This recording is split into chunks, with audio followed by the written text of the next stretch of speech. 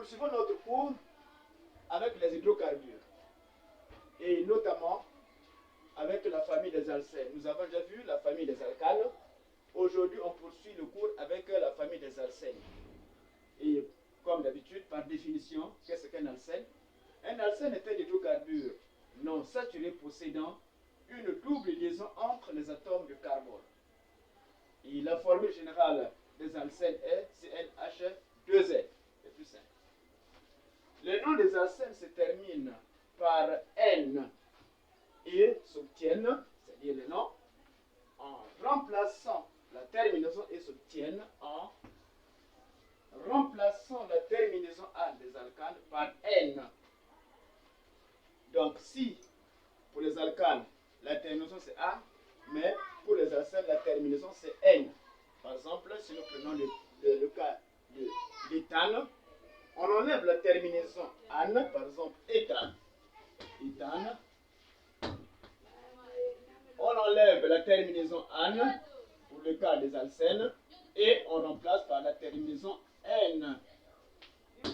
Donc, pour les alcanes, la terminaison c'est an et pour les alcènes, on enlève la terminaison an, on remplace par N. Donc, pour les alcènes, on dit éthène. Comme pour le butane, pour le cas des alcanes, et pour les alcènes, c'est butène. Alors, leur masse molaire dans le cas général est 14N. Donc 14N, c'est la masse molaire des alcènes dans le cas général. L'atomicité des alcènes est 3N. Qu'est-ce que l'atomicité? On avait d'abord défini l'atomicité auparavant. C'est le nombre total d'atomes dans une molécule. Et on avait pris un exemple tel que nous avons le C3H8. Nous avons combien d'atomes de carbone? Nous avons 3 atomes de carbone. Et combien d'atomes d'hydrogène? Nous avons 8 atomes d'hydrogène. Donc au total, nous avons 11. Donc on peut dire que l'atomicité du propane est 11.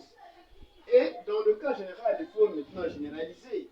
On dit l'atomicité est 3N.